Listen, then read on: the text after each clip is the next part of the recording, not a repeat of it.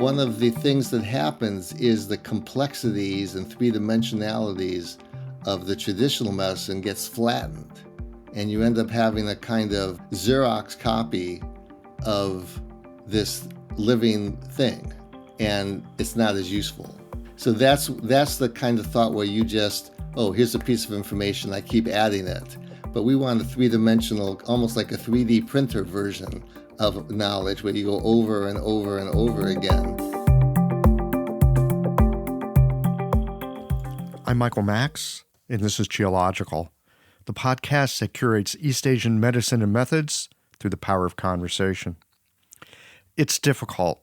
No, not difficult. Impossible. Impossible to see at the outset how something might unfold, where over time an idea, a question, or a nudge of inspiration just might take you.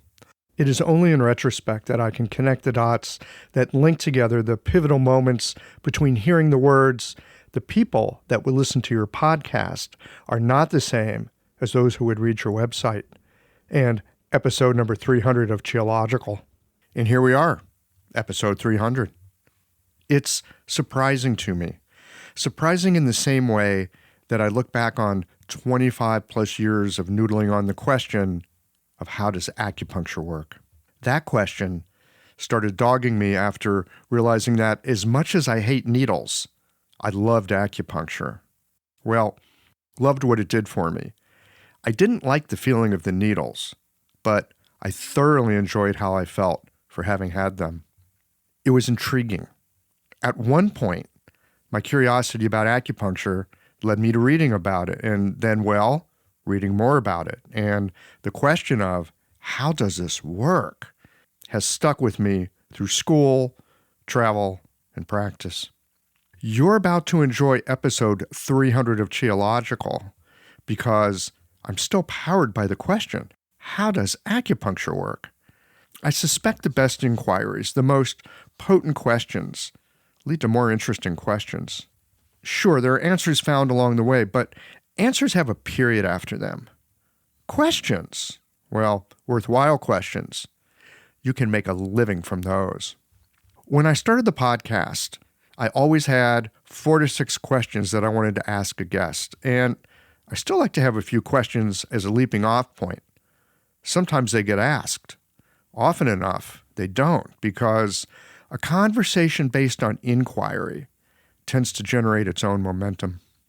When learning East Asian medicine, we are taught to ask the 10 basic questions, which I can't even remember anymore. It's not that I don't think they're important.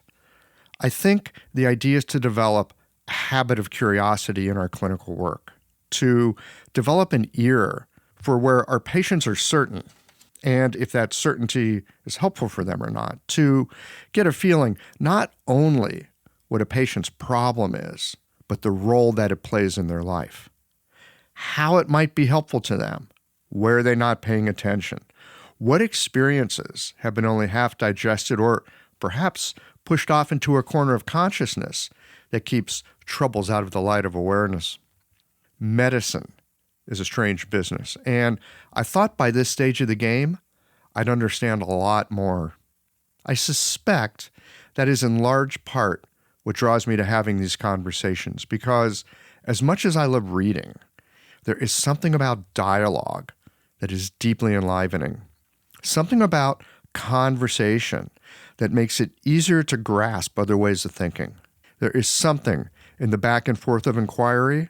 It seems to have a notable effect on perception. And I'm still left with the question that started me off on this career. How does acupuncture work? Yeah, the same question that your new patients ask you, and they're hoping that you'll have a clear, simple, succinct answer. Whatever constant question you have for yourself about this curious medicine we practice, I hope that it is as troublesome, enlivening, and persistent as the one that caught my attention. Because a really good question is like a North Star, and we all need something reliable to steer by. Learning medicine is an iterative process, not at all a simple matter of learning material and applying knowledge. Just like throwing meat and vegetables into a pot of water, Even the most quality raw ingredients, they're useless without being simmered and stewed.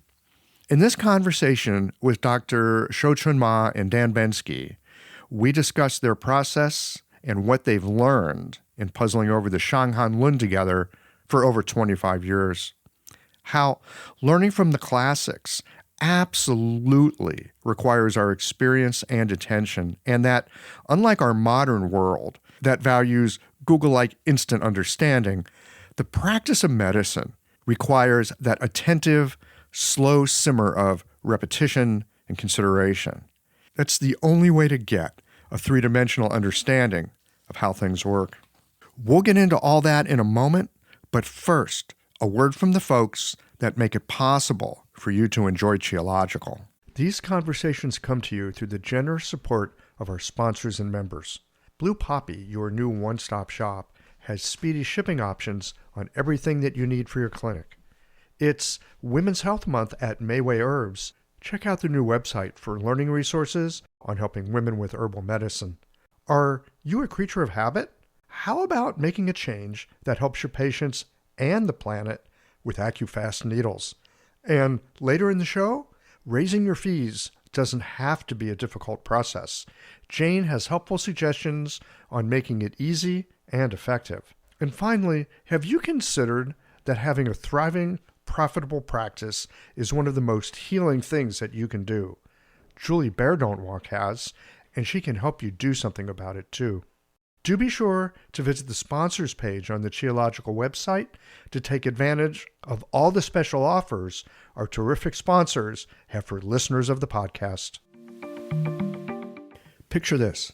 Your clinic is buzzing with patients, and then you realize that you're down to your last box of needles. No need for panic, because Blue Poppy, your one-stop shop for all your acupuncture needs, they ship orders received before 3 p.m. on the same day. With a quick visit to Blue Poppy's website, you can order premium needles, herbal formulas, and that special Dr. Bob's oil that your patients love. Blue Poppy understands practitioners can't keep patients waiting. That's why they strive to get you what you need when you need it. From high-quality Chinese herbs and formulations to acupuncture supplies and clinical essentials, Blue Poppy has served practitioners for nearly 40 years with products that meet the highest of standards.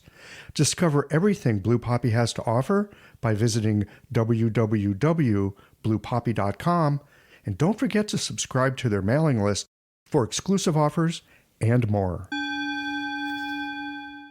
Hi folks, I'm Yvonne Lyle, president of Mayway Herbs. May is Women's Health Month, and as a women-owned and women-run business, we especially love how Chinese medicine can support wellness through every stage of a woman's life. So in this month's newsletter and podcast, we're covering topics like PMS, pregnancy, menopause, and osteoporosis.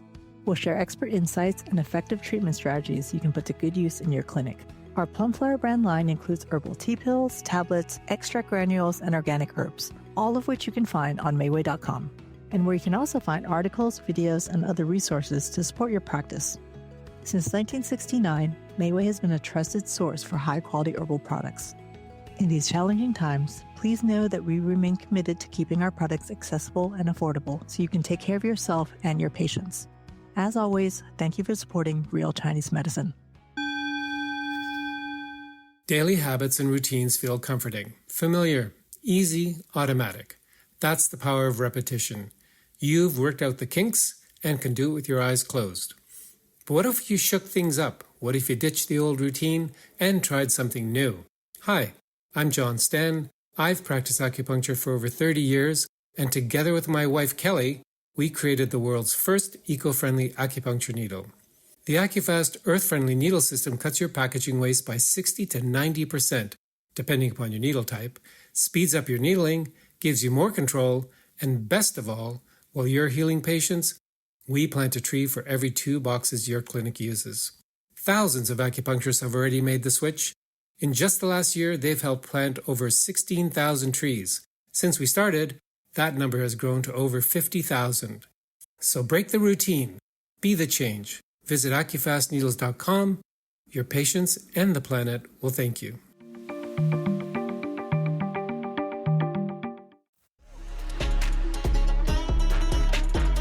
Welcome to Shop Talk. In this portion of the podcast, we are bringing you roughly 15 minutes of practical, clinical methods, perspectives, and advice that has its work boots on. This section is all about practical material that you can begin to investigate the next time that you walk into clinic.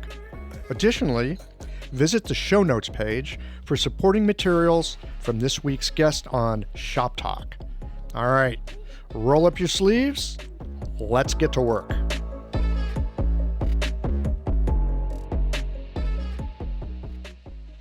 Hey friends, welcome to this episode's Shop Talk.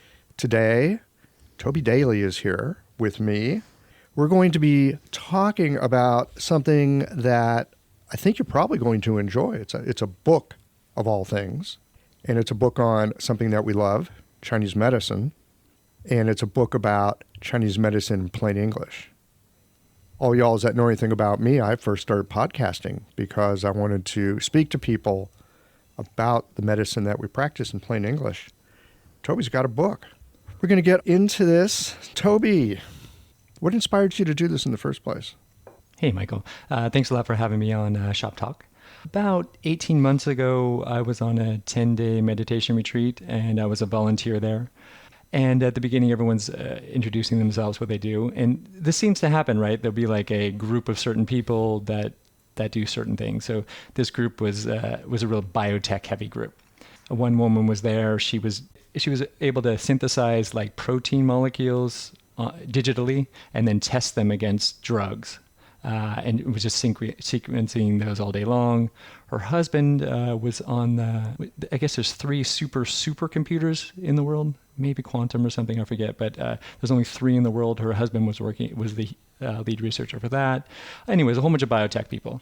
So this one biotech guy said to me at the very beginning, he said he does biotech. I forget exactly what it was. But he says to me, "Oh, what do you do?" And I said, "Oh, I practice Chinese medicine." And immediately his arms cross in front of his body, and he kind of pulls back a little bit and gives a little, And I've seen this 1,000 times, Michael. So then slowly over that 10 days, right, there's a lot of talk going back and forth. And at the end of those 10 days, this biotech guy said to me at the end, he says, "Oh, you know what? If I ever have anything going on with my health, I'm going to really try out Chinese medicine." So thanks a lot for talking to me about that. So something at that moment clicked in my head, and I thought, I better write this down because I've had that exact conversation hundreds, maybe thousands of times, right? I know Chinese medicine is not part of our culture here in the West, and people just have like a standoffish attitude about it.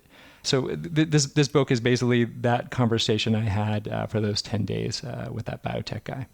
Just giving him some context about Chinese medicine, not really to sell Chinese medicine, just to really inform him about what it's about, what Chinese medicine really is about, and then have people make their own decision. So context about Chinese medicine, I get that. I often have people come to my clinic. They've already got their own story about Chinese medicine. It's probably a story they talked themselves into so they could screw up the courage to come into an acupuncture clinic. The story often goes, well, it's been around for 2,000 years. It must be okay. Well, okay, that's one story, but I don't know if that's a very helpful story when you come right down to it. So I'm wondering, and this would be something that people would be able to, maybe people like me, like take and use in my clinic. Are there some like screens or lenses that you would use to talk about our medicine in a way that would allow us to tell its story, but make it coherent in everyday language for our patients? Yeah, I think different patients need different stories, right? So I think, there's the 3 main avenues I try and explain things to patients, and depending upon their background and my sense about them, it's unusual, I may emphasize only one of those avenues, but usually it's a combination of the 3 avenues, and then kind of hone that, what I see, what's resonating with them when I talk about it. So, I talk to patients about my clinical experience. Now it's going on a little over 20 years clinical experience. So I talk about, I've had a patient with this and this happened and things like that. So I really, that's one avenue to talking about, a real practical way of talking to them. I say, I've had patients with similar symptoms to yours and they've been able to resolve or something like that. And then other patients really need like a historical context. Like you're saying, those people that come in, they're like, well, it's 2,000 years they've been doing this. It must be something bring to this, right? So then I try and fill in those people that are already kind of oriented to the historical part, like, oh, this formula I'm making for you right now, this is from an 1800-year-old text. That this exact formula, people have taken for, millions of times this exact formula, and I'm giving that to you now. That really gives, that gives people a little bit of context for what they're engaging in. And then the third one is there's a lot of patients coming in now that really like to hear, oh, what's the latest research, right? How does acupuncture, what's the mechanistic way that acupuncture works from a scientific perspective? So between those three avenues, my clinical experience, historical perspectives, and the latest scientific research. Different patients need to hear a different combination of those three things, I think.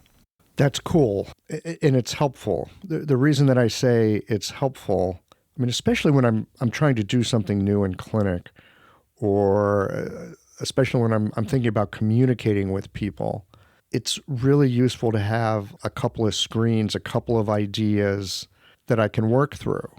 Because otherwise it gets too complicated and there's too much to try to remember. So working through history, science, or your own clinical experience. I think so often about how things get sold just in the advertising world. People try to sell it with research. Well, the latest research shows blah, blah, blah, blah, blah. Or they'll tell you a story. There's your history. Or some kind of testimonial, right? Testimonials are super powerful ways of engaging people. So I'm not talking that we should use these in some kind of smarmy marketing way, but I like the idea of being able to use these three sort of lenses to be able to communicate with. It seems somehow comprehensive. You could tell a lot of different stories in a lot of different ways. Yeah. And then I feel like I don't have to sell Chinese medicine, right? I'm 100% confident that Chinese medicine can help whatever patient's in front of me. Can I do it, right? That's a little bit of a different thing, but I'm confident Chinese medicine can help with so many different things. So yeah, it's nice to just give that patient that context, and then they feel a little bit more comfortable with it. I have a lot of people that come in, not like what you were saying, right? Where they think, oh, a few thousand years ago, this must be something to it. But they come in because their brother or their best friend or their wife or something had got some experience with Chinese medicine, was really positive. And they start out just like that biotech guy with the arms crossed right in front of them. And I just had this again recently, right? Why are you here? Oh, my wife sent me. So they really need a lot of context, right? They're coming in with like zero just the wife said, honey, you got to go. You can't lift that shoulder anymore. You've got to go over there. Well, too, it seems helpful, especially when working with new people. We're always, at least myself, I'm always looking for, how do I connect with this unique person? Do I need to be kind of kind and gentle to them? Is that what they need? Do they need someone who might actually be a little bit harsh and in their face? Do they need a certain kind of context? So history, science, and experience. Sounds like something useful to try. Okay, so Toby Daly, let me ask you this. We have our own way of talking about our medicine that uses English words, but it's like English words that don't usually go together in the same sentences, let alone next to each other, which is very useful for us, but very confusing for patients. And I don't think it's so helpful to try to give people a Chinese medicine 101 lesson when they're trying just to get healthy and get their well-being back. So I'd love to get your take about how you communicate with people, maybe some very complex ideas because they asked you, like, well, hey, doc, what do you see with me?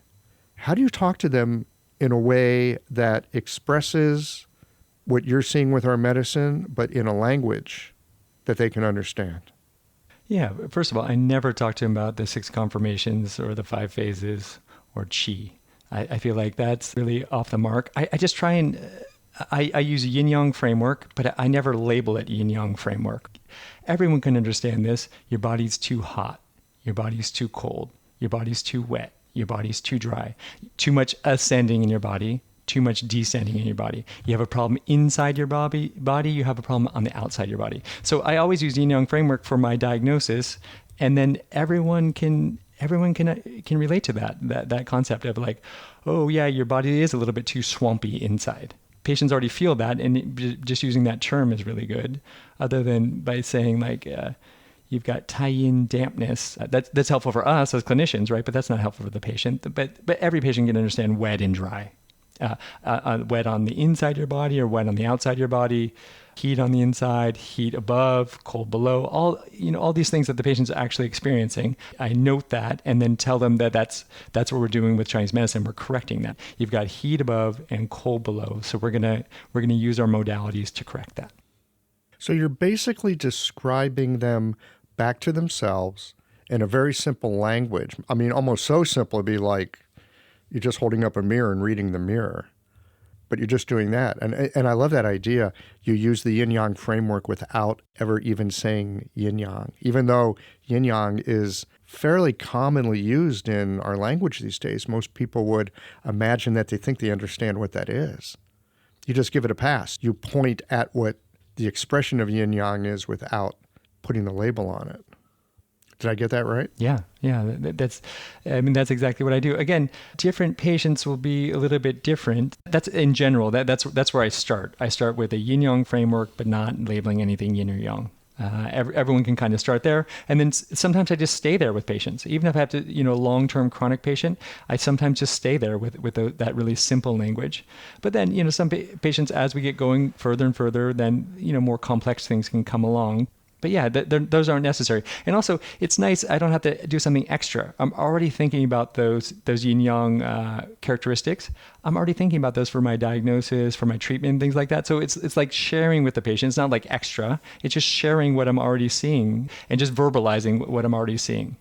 So that's helpful. And a lot of times too, this can elicit something important in the clinic itself. I'll say, this seems a little bit swampy. Inside your body or something like that, or wow, your skin's so dry, and that will elicit something about, it wasn't always dry. 9 months ago when X happened, that's when that came. And then again, that's really helpful. We're speaking a language that the patient can understand, so they're engaging back with us, and then they'll share things that are sometimes, clinically cornerstone ideas for our diagnosis. Sometimes patients will just spontaneously say that once we've, again, like you're saying, we've mirrored back to the patient what we're seeing in really simple language. So this book that you've written, who's it for? Is it for us practitioners, or is this something you would hand to your patients so that you don't have to repeat yourself? Yeah, I think it's really written for patients. So I think new practitioners, they might like this because like those 3 avenues we were talking about before, that's the same framework I use when I'm talking to patients. It's the same framework I used for this writing the book, was those 3 things. And so they might pick up some language that they could use, or the latest research about whatever modality they're performing. They may be able to use that, but really it's for patients, right? How I imagine this is patients come in and they have so many questions. You'll answer, of course, a few of them, but if you want to really give them a foundational context of Chinese medicine, what they're actually engaging with, then you could have this book in your office, in your waiting room, or you can tell them to get an ebook or something like that. Eventually this will be on audiobook too. I know a lot of people like that now. So if you have a patient that really would like some more context for what they're doing, that's what this book is for. All right. Where do they get it? Where you can get everything in this world, Michael, Amazon. All right. Big River of Books. Toby Daly, thank you so much. Okay. Thanks a lot, Michael. Thanks for having me on.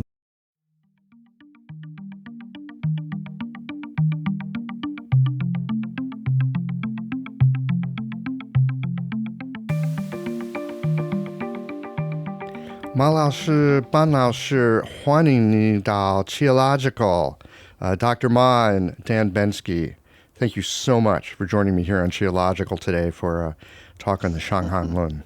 Well, thanks for having us. So we're going to do this partly in Chinese, partly in English, because it's just a little bit easier for all 3 of us to get the material out that way. And Dr. Ma and Dan have a book. By the time you all listen to this, it should be out. It's on none other than the Shang Han Lun. And you guys have been working on it for, would it be fair to say, a couple of decades? More. More. A little bit more. Dan, can you give us a little background? I mean, this is a big project, right? Shang Han Lun, first of all, not a small thing. This has been a long project. Most books don't take that long. Well, this book was done on a kind of off again, on again manner, and Dr. Ma will correct me if I get anything wrong.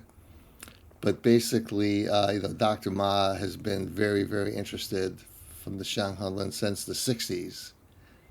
He worked with a guy named Shou-Chun, one a very famous and accomplished doctor in Chongqing in the late 60s. And he and his fellow students of this doctor worked together by themselves in the 70s and 80s.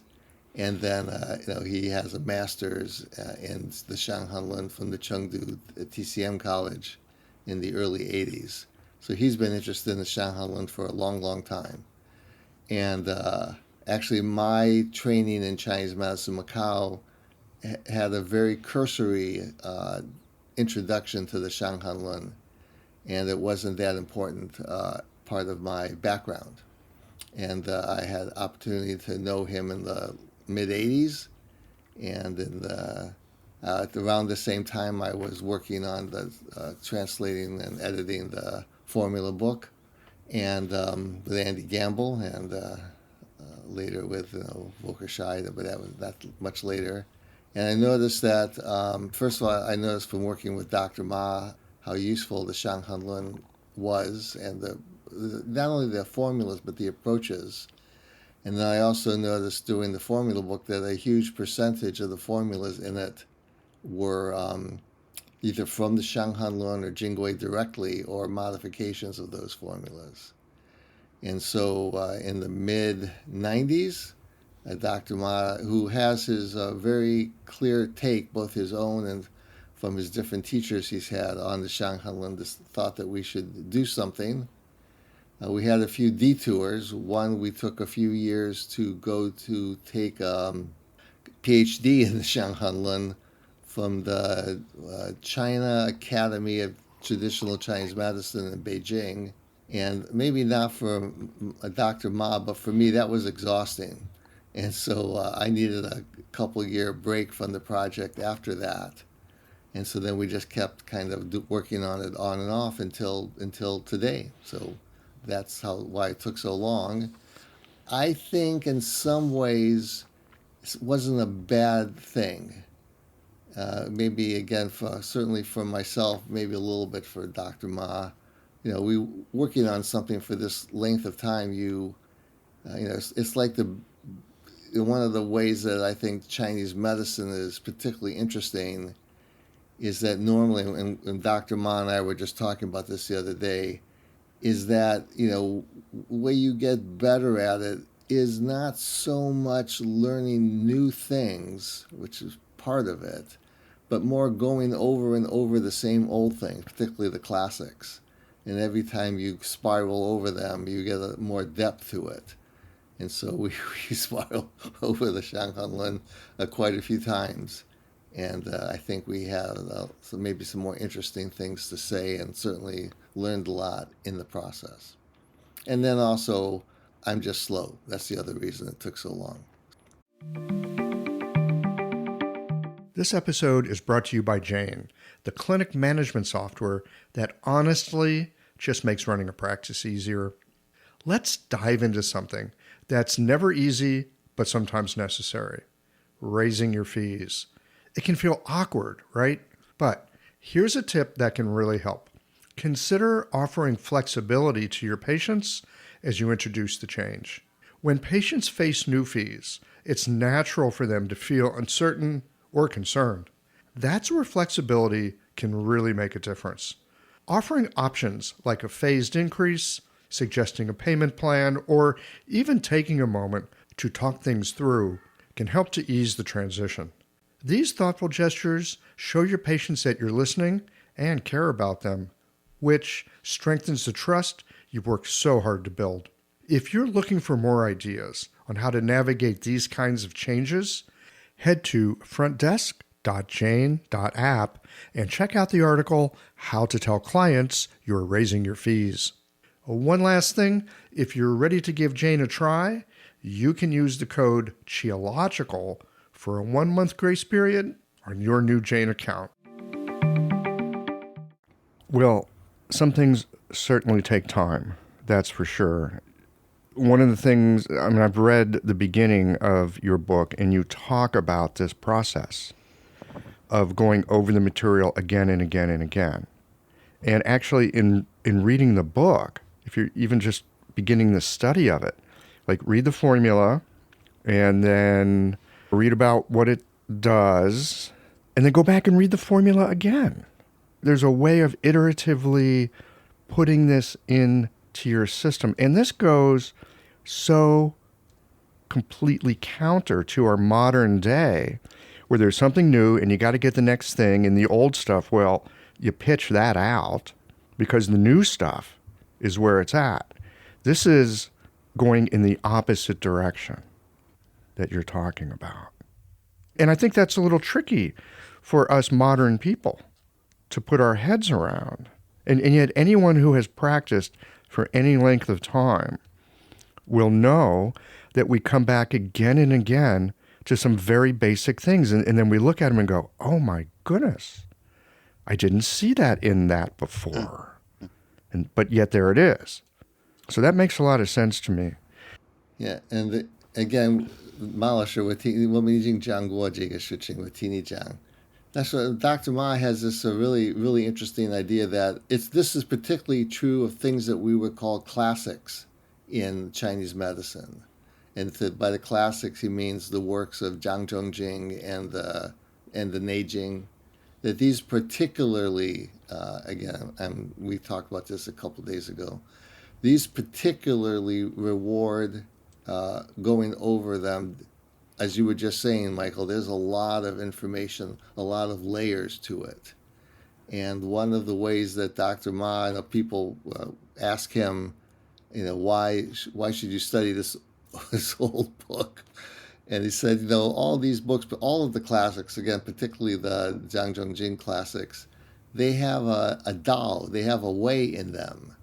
And the way is about things that don't change. The way of being affected by things from the outside was true in Zhang Zhongjing's time. We've seen that it's true right today with the different infectious and diseases that we have that respond to these kinds of formulas. And that'll be true in another 2,000 years.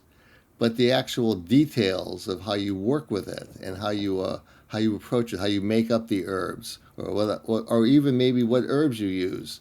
That's what's called the Shou, the art, the mechanics maybe would be the better translation, that the Dao stays the same, but the Shou can change.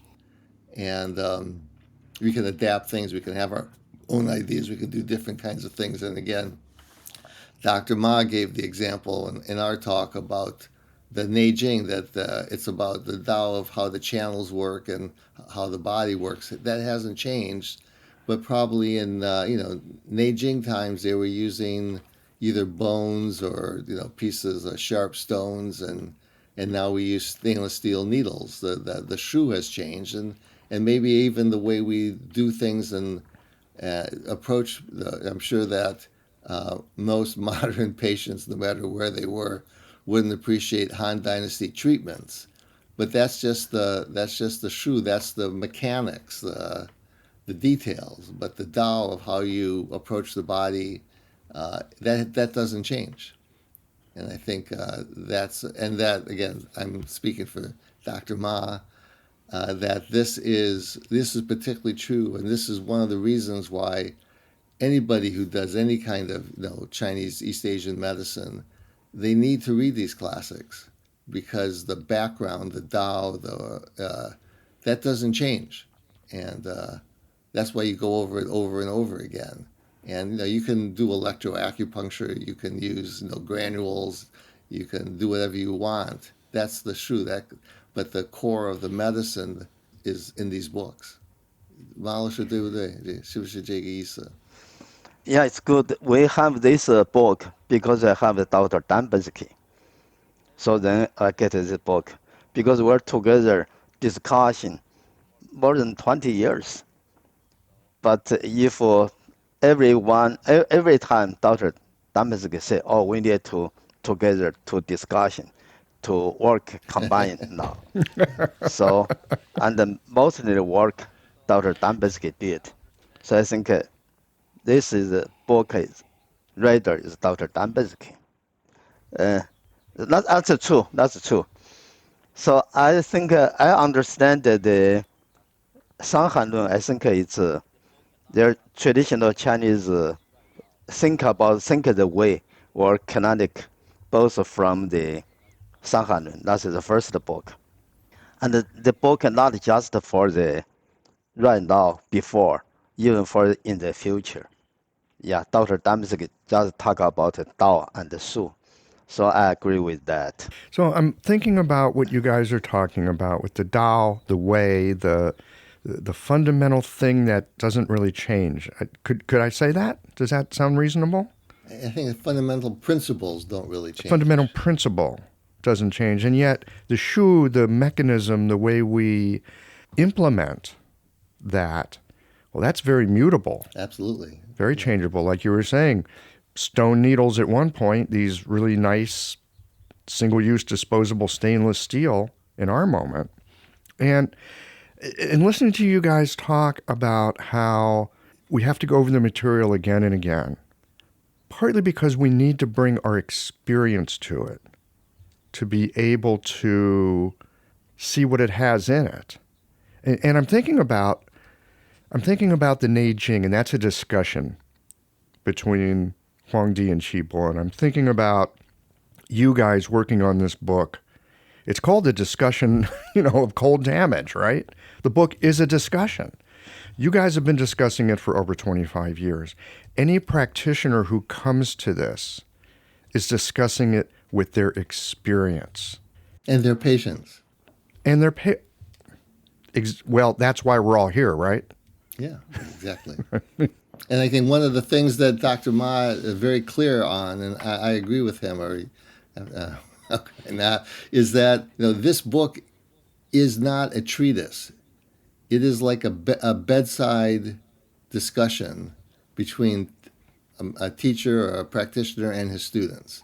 Do this. When you see this, do that. When you see that, do this. It's not a kind of, someone didn't sit down and drink tea or whatever and write this thing.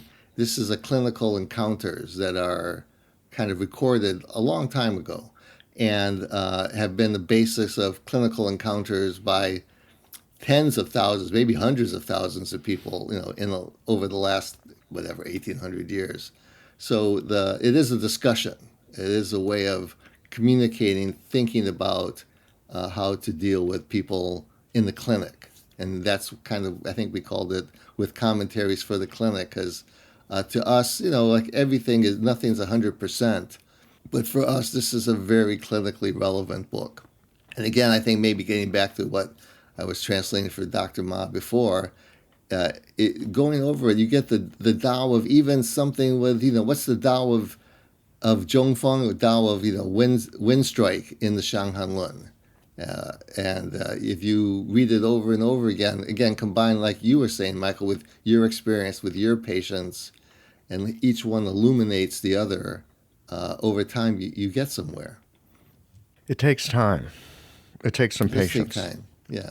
This I suspect is, I know for me, I think about going to Chinese medicine school. I had no idea the amount of time that would be required for,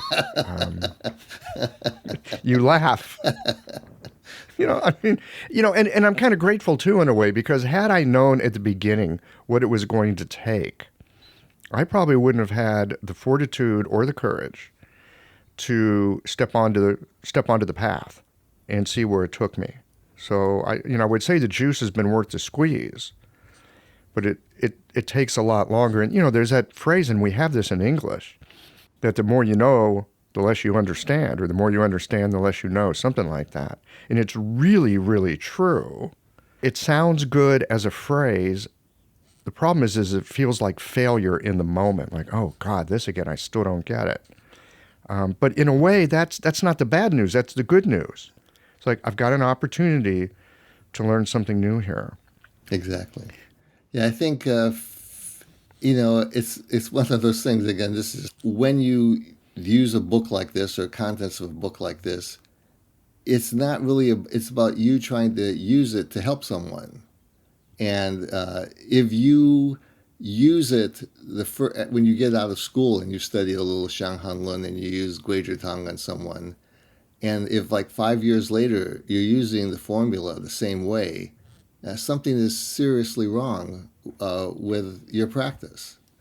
It should be, again, there's just thing about when you see patients over and over, you're seeing people over and over again, you have to get more understanding of what's going on. If you look at the Chinese, the textual tradition medicine, and you look at the text and you look at your patients and you look at yourself, that's how you get experience. But if you don't have some kind of, and I think this is one of the issues with Chinese medicine everywhere, that this Tao that Dr. Ma was talking about is not really congruent with biomedicine. And so you have to think differently.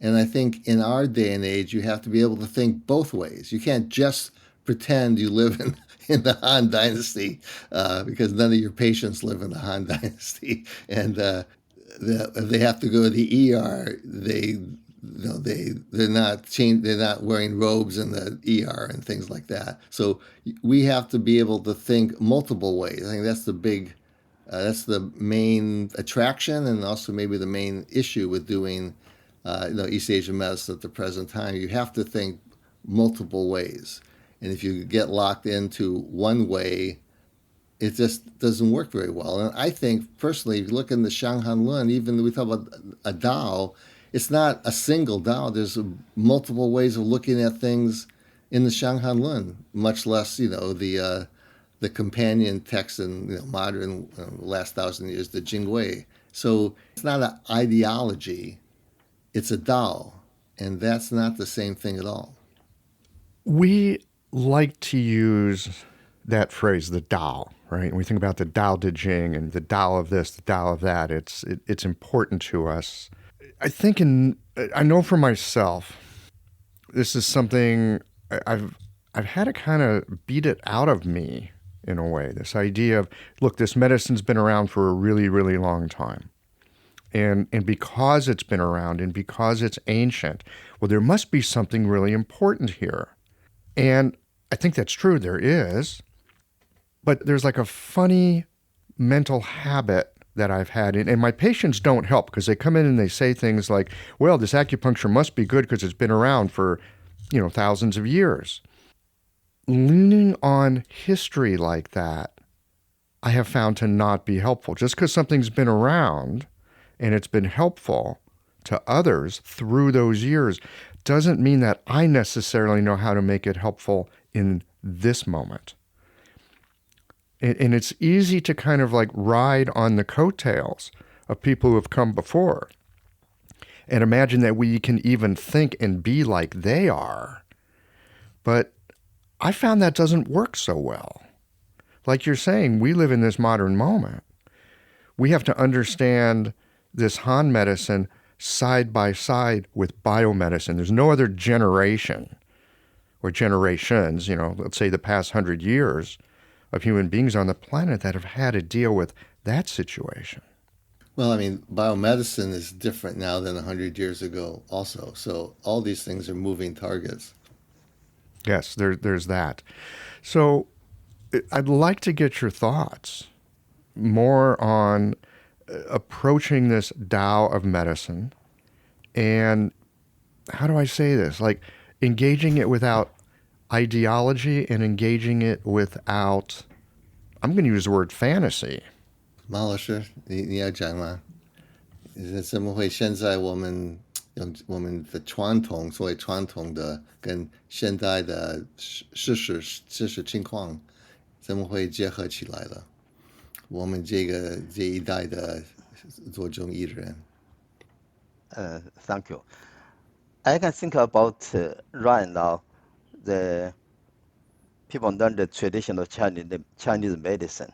I think mostly they have the two way for right now. One way, 专病专方 or we say, how Yeah, to they say use a 转体 certain formula for a certain disease. Yeah, that is one way. So, for example, we say 麻黄汤 for we 太阳伤寒.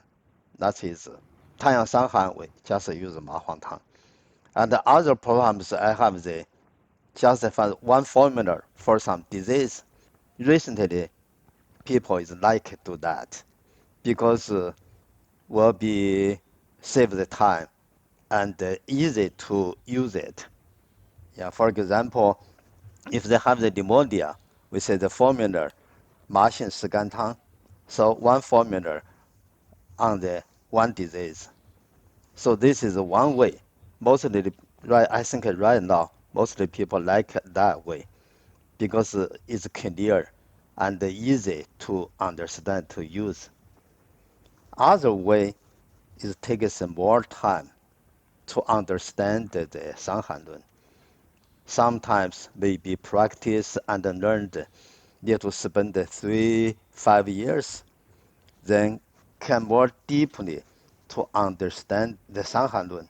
First, the way, because people sometimes, if we don't know this formula for this disease, we cannot do it.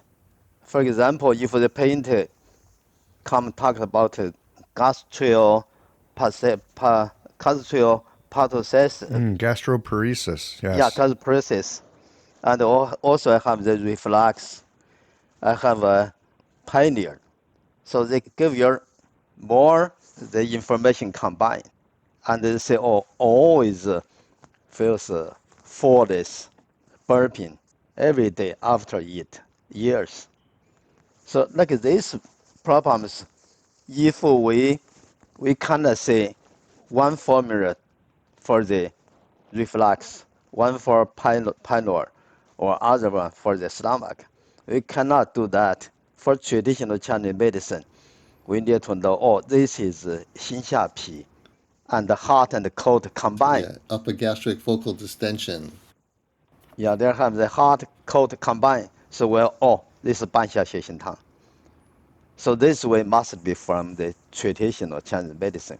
We cannot think about it from the right now the Western the diagnosis. So there's some different way. One is the way is easier, one, but not enough. Other way takes a long time. It's hard for the everyone. So I think mostly these two ways is important because we need to complement each other, Western doctor and the traditional Chinese medicine. But it's a different theory. It's harder to combine. I think we all really love it when a patient comes in and they've got something and we look at it and go, I know what to do with that. Like your example, Dr. Ma, someone comes in with pneumonia, Ma Xing Shi Gan Tang, like, great, we're good, done. And then there's other people, they've got gastroparesis, they've got reflux, there's some problem with their pylorus, they've got all this digestive stuff. You could look at it as three different things, but that doesn't work.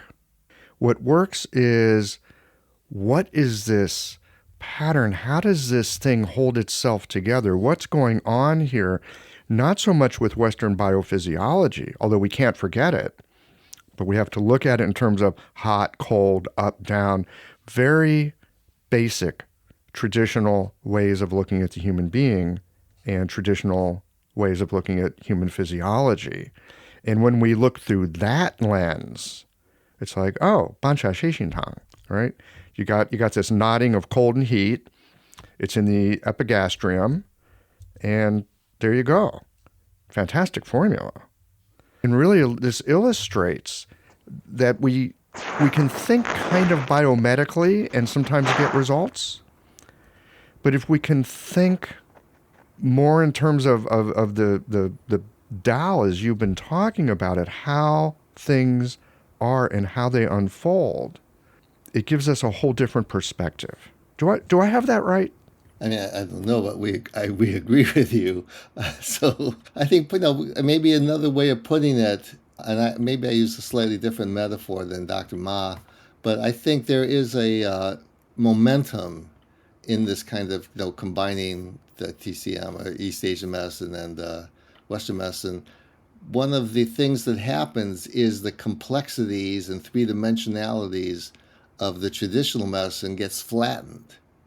And you end up having a kind of Xerox copy of this living thing. And it's not as useful. And you don't, again, so that's the kind of thought where you just, oh, here's a piece of information, I keep adding it. But we want a three-dimensional, almost like a 3D printer version of knowledge where you go over and over and over again, and you end up with a three-dimensional, maybe a terrible analogy, but anyway, I think this way of thinking, pneumonia, Mashing Shigantang, that's an incredible flattening of not only of the medicine, but of the, again, we keep getting back to the same thing, of the patients. And, maybe in terms of Shang Han Lun type stuff, when COVID first started, there was a big rush to say, oh, COVID equals this one thing in Chinese medicine. So this is like, on a certain level, it was a possibility, certain kinds of epidemics are one thing that could happen, but there was a rush to do that before anybody had any idea, enough experience to see, is that true or not? And I think in COVID, it turned out to not be true. There's different kinds of people develop with COVID. There may have been at certain stages of the epidemic, certain commonalities. We all have our different ideas of what they were, but it definitely wasn't like, oh, you have COVID, you take this formula. That just was, I think, clinically ridiculous. It just didn't work. And there was this way of trying to flatten things. And again, I think one of the reasons that we spent so much time on this project, and again, other people have done other books and other people have done this book quite well, actually, but we wanted to do our contribution to resist this flattening. If you look at the Shang Han Lun through Dr. Ma's eyes, as we've done in this book, it's not a flat, like, it's not a straight algorithm. Like, oh, boom, boom, boom, boom. There's all these different nuances. There's all these different things you have to take into attention. It's at least three-dimensional. Sometimes I think Dr. Ma works on more than 3 dimensions when he does the medicine. But it's against this, it shows that, oh, don't flatten it. You should appreciate it for what it is. Okay, that makes a lot of sense. And that metaphor really lands for me, because when I think about taking and making a Xerox copy of something, especially if it has dimension in it, not only do you get the flattening that you talked about, but then when you Xerox a Xerox, now you're beginning to even lose more information. It's not just a flattening, you lose the resolution. Exactly. You fail to see the dimensionality. That makes a huge amount of sense.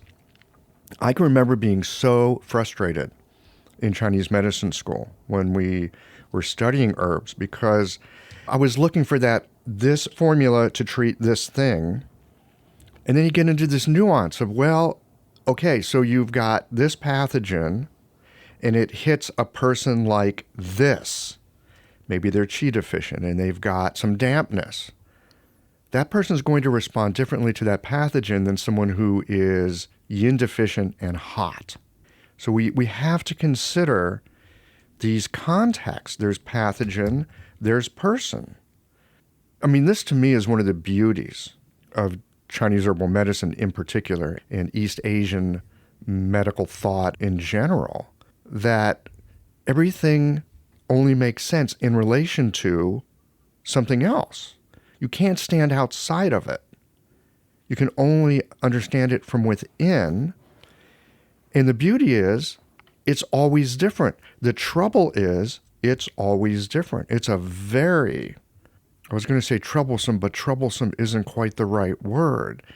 It's impossible to not be engaged as you do this. Yeah, I think one of the things that Dr. Ma, we mentioned lots of times in the Shang Han Lun, the different formulas are for people with different constitutions. And, they're not necessarily different pathogens, and certainly not in the biomedical sense, and maybe not even in a traditional East Asian sense. But it's the certain thing hits a certain person. at a certain time in a certain environment, then the disease manifests in a certain way, and more importantly, needs to be treated in a certain way. And I think, again, this time about the flattening, one of the things that we did in this book, which I think for some readers is going to be problematic, is that Dr. Ma and to a lesser degree myself, we selected commentaries, parts of commentaries for the different, we call them paragraphs, other people call them lines. And we decided, in general, we just translate these selections of the commentaries. We didn't digest them. We didn't, this guy, sometimes, but we let this, they're all guys, I'm afraid, as far as I know. We let them say their thing. Sometimes the way they say it is hard for us people to understand. And sometimes they say things that are maybe we disagree with. But instead of saying like a digest, oh, this guy said this guy said this, it's like, okay, this guy said this, and then you have a paragraph or two of what they say. And if you would just read through this book, you're going to go, oh, that I don't understand that. That's a waste of time. But if you go back to what they say, and you go back to the Jueyin, the text of the Shang Han Lun itself, and then to Dr. Ma's discussion, and then to your patients, again, this gives you, over time, this, as Dr. Ma was saying, takes time. This gives you a more three-dimensional approach to trying to get your own understanding of that, what that particular paragraph means. So if you just want to go home for the weekend and read the Shang Han Lun, that's not the way you would use our book. But if you want to get into this depth, again, you have to be, as you were talking about earlier, Michael, you have to be okay, like, huh? What's that about?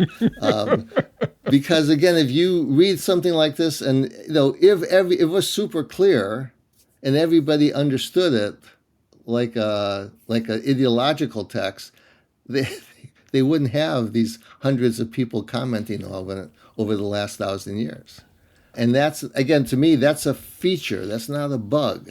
It means that you can use it and understand it in different ways, and maybe even I myself will use these ideas in the different ways in different patients. It's not this kind of 10 Commandments or anything like that. It's not a revelation. It's a way that people have been using to try and figure stuff out. And so again, I think the way Dr. Ma and I designed it is, if you want to take the time to read these things and be okay with, like, first few times through, it'll be like, what? Then you get another level of, again, not another level of consciousness raising, but another level of clinical utility out of understanding, out of the text.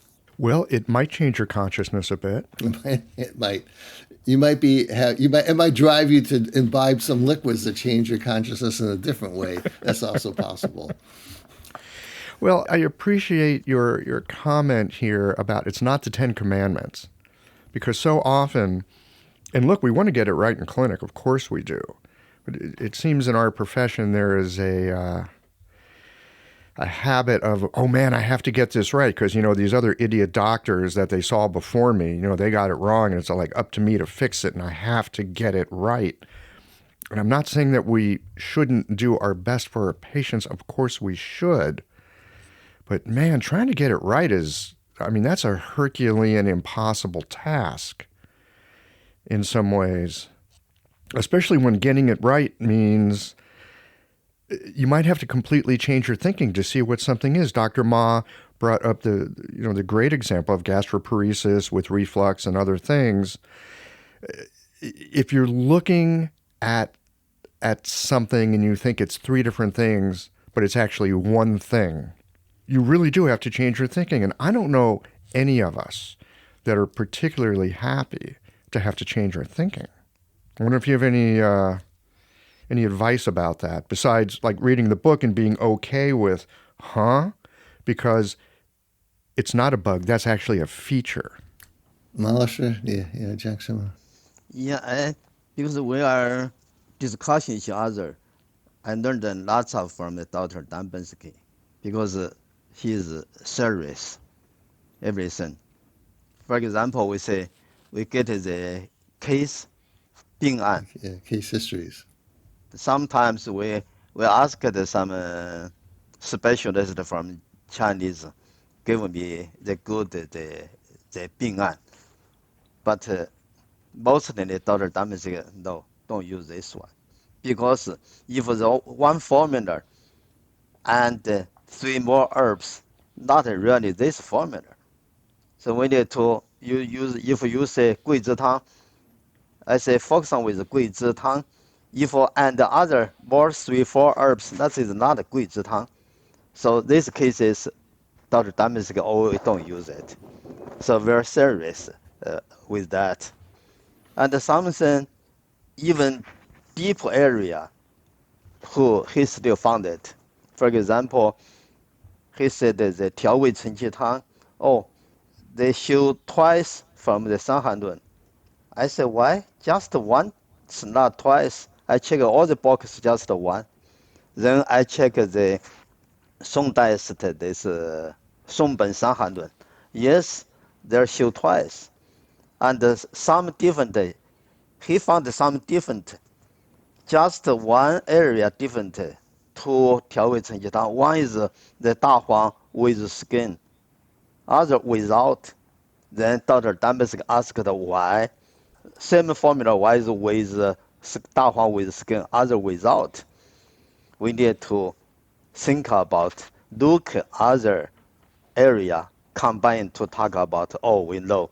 Because with skin, 大黄, the purchase is stronger, without is lighter. So like this area, we still, Dr. Dambis still found only, in general speaking, book don't pay attention with that. And he found it. He wanted we talk about each other. Why? Get the result. And also with the line word, because we just need to deeply understand this line. Then we talk about easily to people to understand. Because before we look at all the different opinion, then for we are discussing, we have the different opinion. So this is still sometimes important. For example, like the Taiyang bean, they have the one symptoms like the nausea. But most of the books say nausea because the cold damages the stomach. But we are thinking about they have the different way. One is if damages the stomach, why use 麻黄汤, use 桂枝汤, don't use herbs for the stomach. They don't use herbs for stomach. And with the other line say, if purging, if 桂枝汤 patient, if you use purging, if the qi still up, then you can use 桂枝汤 again. So we say, oh, we got, because the nausea just show the mechanism is still, the inside still want to go into the outside. So you still can use 桂枝汤, because the pathogen still want to go outside. That means nausea want to go outside. So you have a different discussion, so get a different opinion. Also, we get other doctors' opinion there. Also, we have the how we are understanding. So the lines. So that's even some special area we still bank and for a few times. So Dr. Dambisky say one is good. He said, right now we are back, look at this book, someone from 20 years ago. Right now we look still fine. So that's more important, because this 20 years we are improvement from the kinetic or from the reading or discussion. But we look back some way we still need to change it. But mostly we are discussing, Dr. Dambisky, oh, we are back look still fine. So that I think is more important. Yeah, I think that also gets back to what you were talking about in terms of, again, one of the other maybe slightly unusual or different things in our book is what Dr. Ma was talking about was the cases. We have a lot of cases in the book. I think like 125 or something like that, and they go back from the 11th century to Dr. Ma's cases from a few years ago. And again, one of the things we did on purpose, though again, maybe is that we identify who all of the where we got them from, etc. But in the case itself, we don't say, oh, in 1108 this person did this. The cases are all the same because I think while the Shu changes, the Dao doesn't change in these cases.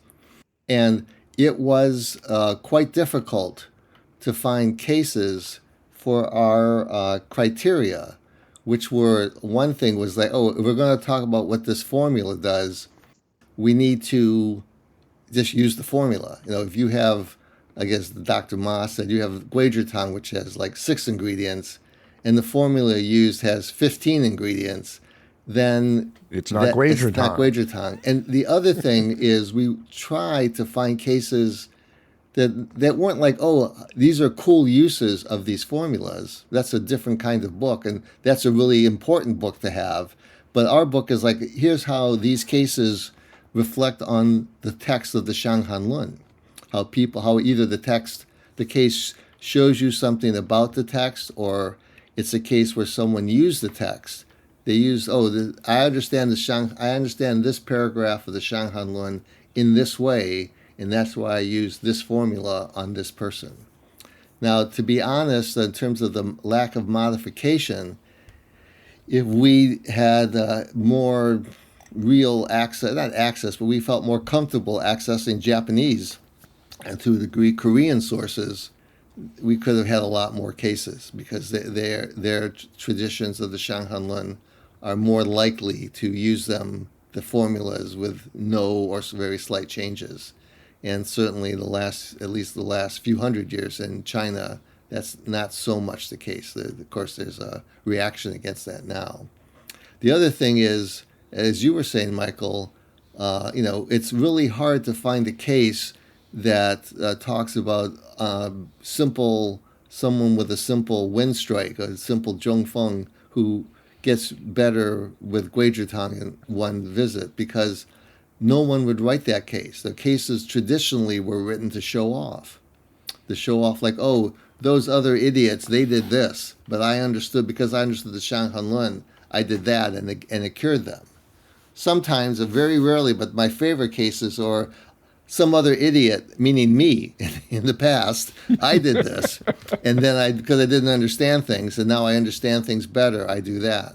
So something that people will consider a commonplace case, no one would write that down. The cases weren't done as a study; they were done as a kind of publicity or some promotion, and so that made cases for formulas that work very well. But for things that people use them for all the time, a little bit harder to find. But I think the cases also, I'm not sure how successful we're all the time, but again, using the cases to reflect back on the text and how you might use the formula yourself, I think it really does add another dimension to understanding. And again, the text is alive. It was alive in the Han Dynasty. It was alive in the Song Dynasty. It's alive now.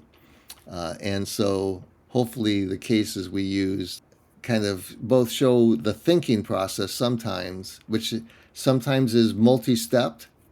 And it's like, oh, I understand this principle from this line, this paragraph of the Shang Han Lun, and then I interpret that principle in this other way, and then I get to this formula. Or sometimes it's like, oh, yeah, no, this person, this seemingly strange presentation, oh, that's like this paragraph in the Shang Han Lun.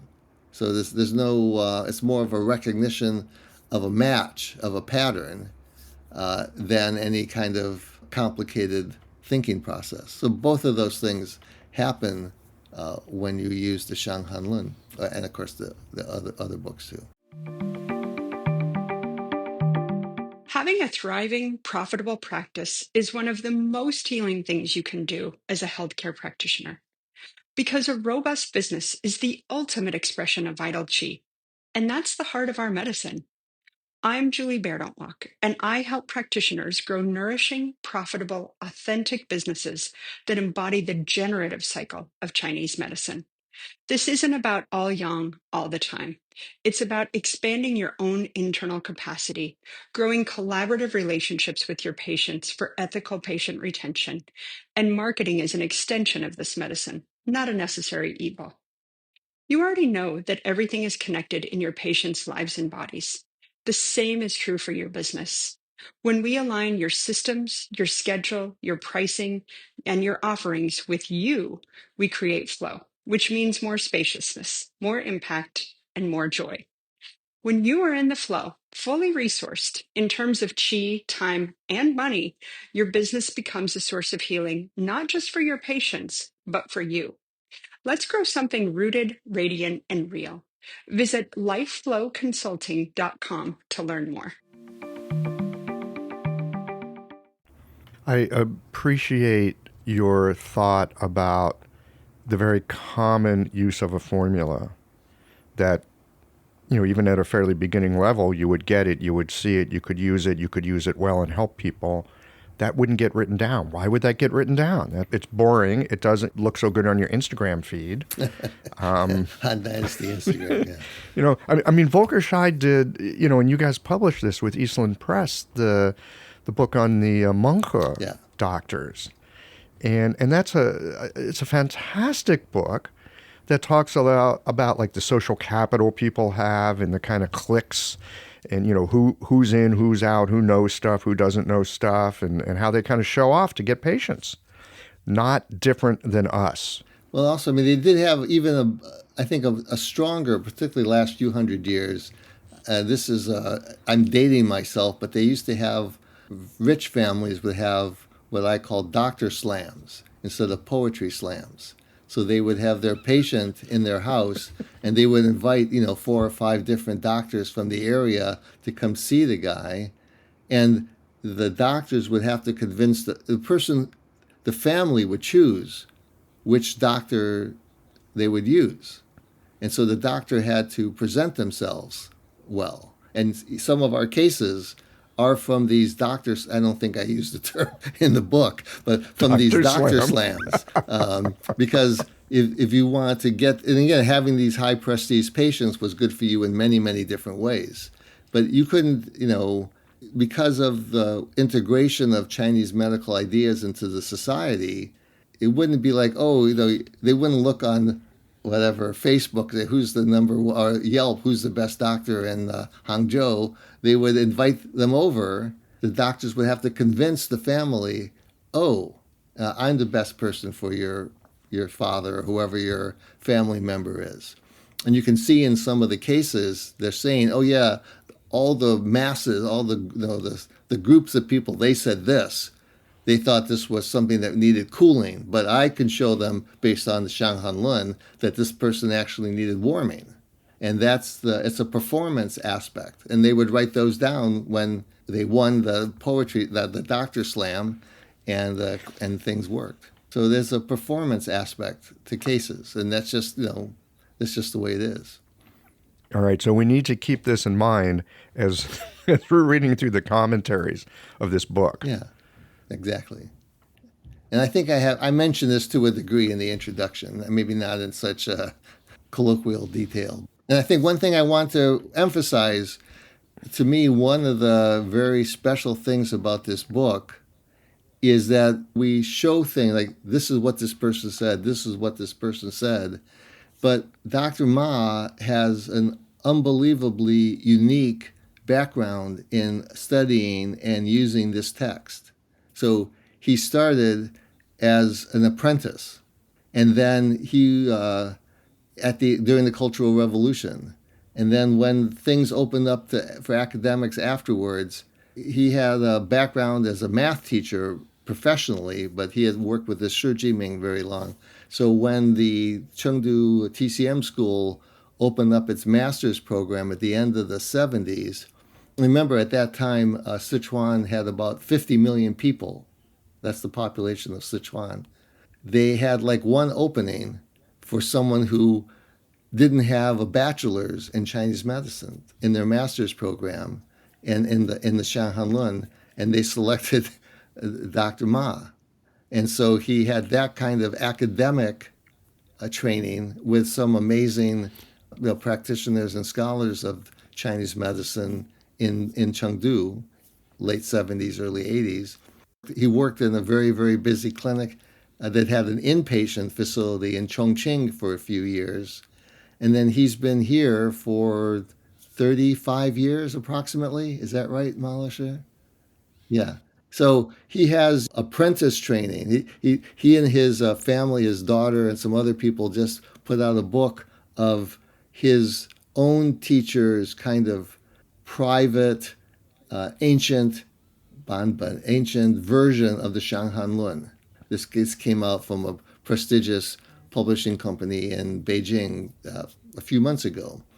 So he has that kind of connection to a real tradition with a real, lineage type thing, whatever that means, but it means something. He has the kind of modern Chinese academic. He's worked in very busy clinics, including inpatient things in China, and he's worked on Westerners for decades.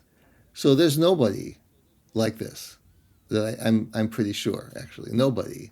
And so, part of besides having his insights into what the text means and his selection for, by and large, what the commentaries are, he has his own. He adds his commentary. Right, its tradition is living. So we not only study what the traditional people said, we put our own stuff in.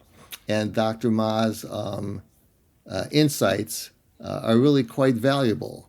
And particularly, I would say, to me personally, he has figured some things out about the Jueyin that are really stunningly useful, as well as, I think, quite explanatory. And so it's one of these things where it's like part of a tradition, but at the same time, it has a big dose of seasoning from an individual's perspective who really knows his stuff. I think that's really what makes this book, I think, for me, that's what made the book worth doing, to share this kind of background and understanding. And almost on a certain level, he's a kind of exemplar of what it means to. And again, I think one of the other things about Dr. Ma that's really important, he is not an ideologue. If you asked him, is he a Jingfang practitioner, he would say no. He likes to use them. He uses them a lot, but it doesn't, if he has patients that they don't fit, then he uses something else. And I think also maybe unusual among Shang Han Lun texts, lots of times he'll say, okay, this situation, and Zhang Zhongjing didn't give a formula, but I think this Wen Bing formula works really well for that situation. And so he's really focused on the understanding the text and the clinical utility of the text, and not bogged down in some kind of, intramural or intranacine thing about, you don't use Sangye because that's not in the Shang Han Lun. Like, that's that to me, it's a kind of self-defeating ideology. And so he has this very strong, again, his main teacher had his own version, his own ancient version of the text. They did a fabulous book in Chinese on this. And then he's like hanging out in Seattle. So that's really quite... lucky you. Yeah, lucky me, exactly. And again, hopefully I'm sharing the luck by helping him get this book out in English. I'm certainly looking forward to reading it. Can you give us, you just mentioned the Jueyin, which is confusing to lots of people. Could you give us a quick example of Dr. Ma's perspective on this? Malasha, 你讲那个Jueyin的... Yeah, we are, first of all, we think about, with Dr. Bensky, we are, with the Samson series, also is very open.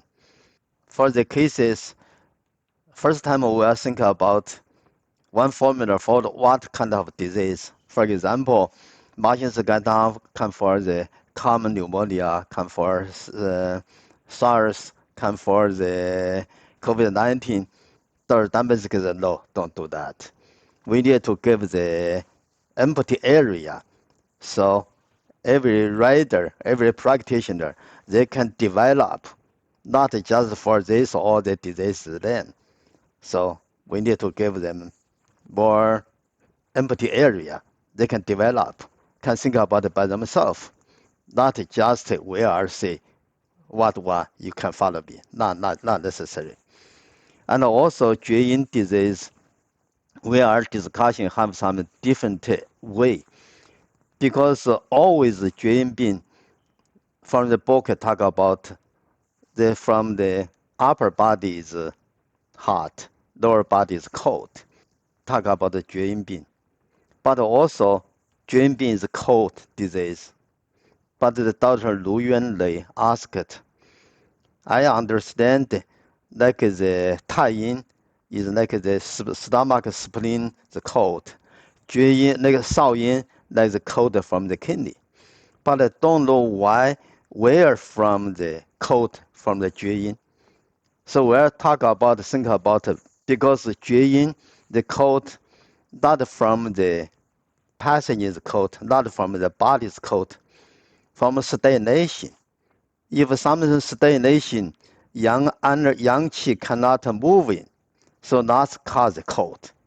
First time stagnation may have some heat. If stagnation for a while, then if stagnation is too strong, the yang energy cannot circulation, so suddenly it's cold. So Jueyin Bin is sometimes serious and suddenly, because from the Bensky mechanism, we understand that is more problems from the just one suddenly stop it, cannot open.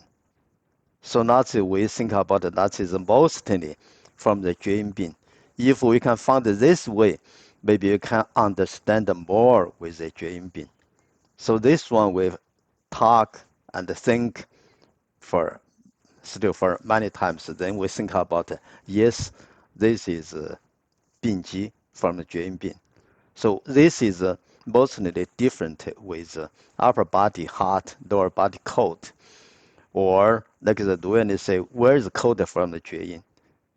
We talk about Jueyin because from the stagnation or obstruction. So, Lu Yanlei was a very, very influential doctor in the 20s, 1920s. So, in the Republican period. I mean, my only comment on this is, well, the indexer that we use for this book and some of our other books is herself a practitioner. And she told us after indexing the book that she understood Wu Yutang much, much better than she had understood it before, and had a chance to use it on a patient, a long-time patient that she had not been helping very much before. And after reading what Dr. Ma wrote about Jueyin Bing, she go, oh, this person needs Wuju Tang. And the formula was super effective for her own patient.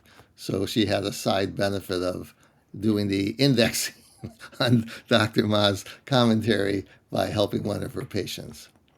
Yeah, so I think, one of everybody has their own take on stuff, but I think Dr. Ma's stuff is, in some of his cases, he has one thing that's unique about the book is, I don't know how many, 10, 20 of the cases are Dr. Ma's own cases.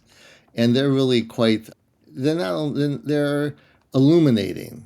I think, astounding cases are not that useful for people because it's like, wow, I would never do that. But I think with Dr. Ma's cases, it's like, oh, that I would never have thought of that. But in the future, I will be able to think of that because I've read the text and his cases. So I think they're I found them very fun to work on, but also quite illuminating. So I think those are the main things that are maybe special about our particular translation. I can remember being in school or just going to classes and hearing a Dr. Slam type explanation and going, wow, that's just so cool, but useless to me. Like, how would I ever come up with that? And so something that is tangible, let's just say within my grasp of understanding, that's really helpful. And I love the story of the indexer who, because she's doing the process that we talked about at the very beginning of this conversation, going over the text, going over the material, looking at it again, just parsing through it through the job of doing indexing, it's like, oh, I see that now. That's instructive and that's helpful. And I think it's a great reminder that we don't get this stuff like straight out of the box. It's like some assembly required. Some assembly required. Thank you. And I think it gets back to what you were saying. And, I'm a modern day American. I'm just like everybody else. But, you just learn that you have to go over it. It's not. You can't expect. It's not. You can't. It's not a. The Shang Han Lun is not a set of tweets. You have to go over it, and even if I think not only when it's like, you have to go over it. But when you think you really understand it well, you need to go over it even more because probably you've missed something and you just haven't seen that you missed it. Anyway, that's why we did the book. Hopefully it turns out that way for people. Well, and even when we know it really well, there's always a little more. Exactly. There's always a little more. And I know for myself, that thing of, I think I understand this, I am asking for trouble. Yeah. So there's that. Well, Lao Shunen Xie, you guys, thanks so much for today's conversation, for one. Always fun for this contribution to our field. Not a small thing. And especially because we're talking both about the Tao and the Shu of the work that we do. You can't have one without the other.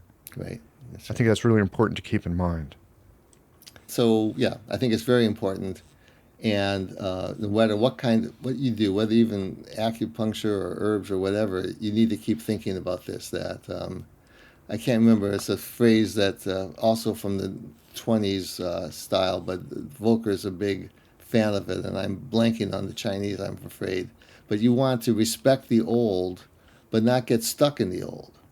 You have to respect what's come before us, but you have to also, I think on a certain level, you have to have a critical approach, but you have to have the ziga, you have to have the stuff to be critical. And that means you can't just read it once and go, well, that's nonsense. You have to read it many, many times and try to use it. And then, maybe after doing it for 50 times, 100 times, you can say, oh, I think that aspect of it doesn't quite match my experience. So I think it's not a question of believing anything, but it's a question of respecting it and taking the time to understand it. And then, and only then, do you have the ability to be critical of it. Well, that is certainly helpful advice for this moment in time we live in anyway. Yeah. So that's useful. All right, you guys, thank you so much. And when will this book be out? Do you have a sense? It's at the printer now, and so this is the early February we're doing this. I think it should be out in April. The vagaries of printing these days makes anything more precise. It's one of those things. Sometimes in Chinese medicine, precision and accuracy are go against. Either too precise, you're not going to be accurate. So if I gave a date, I would be inaccurate. But it should be out in April sometime. I look forward to reading it again and again.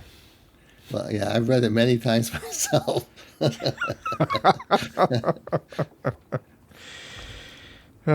Wonderful. Dr. Ma, any 还有什么要说吗? No, thanks, Michael. Thanks very much. Thanks give you a chance to talk about the Shang Han Lun. Thank you, Dr. Dan Bensky. All right, you guys. Until next time, then. Okay, take care. 你保重. Yeah, take care. You are.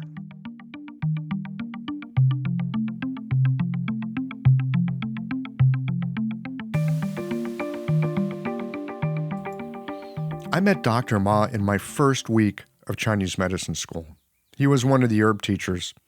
And what I most remember from those very, very early days was just how impossible it all seemed. Because unlike linear Western thinking, where you can stand outside of a system and observe it, With Chinese medicine, there is no outside to stand on. It, in a way, rhymes with quantum physics. The observer is part of the system, not apart from the system. I damn near gave up in those early days, and if it wasn't for a wisecracking classmate, oddly enough, also from Missouri, I don't think I would have made it through that first semester.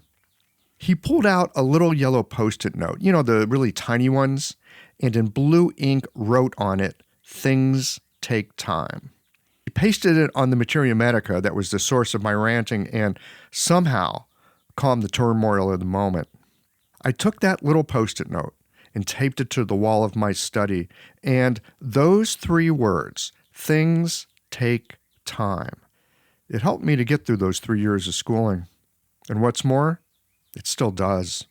Hearing Dan talk about how we have to return again and again to the material, even if we don't understand it, but to reliably show up, bring our understanding, confusion, and experience, and give yourself to the learning without the expectation of immediate results, I found that to be worthwhile. This translation my teachers have worked on for 25 years. It's not just a translation of words. It's an invitation to consider the experience of doctors over the centuries, including 2 from our modern day, who have generously simmered their discussions and inquiry into a book that is one of the cornerstones of our medicine. Things take time. Yes, they most certainly do. Well, here we are at the end of this episode. If you've listened up to this point, you're either a rabid fan of Qiological or the forward button on your podcast player stopped working. If you are indeed a fan of the podcast, you can help us to bring new episodes to our community of practitioners by supporting us with a membership or a one-time contribution. Details, of course, are on the website. That's it for today, friends. Join us again next Tuesday for another thoughtful episode of Qiological.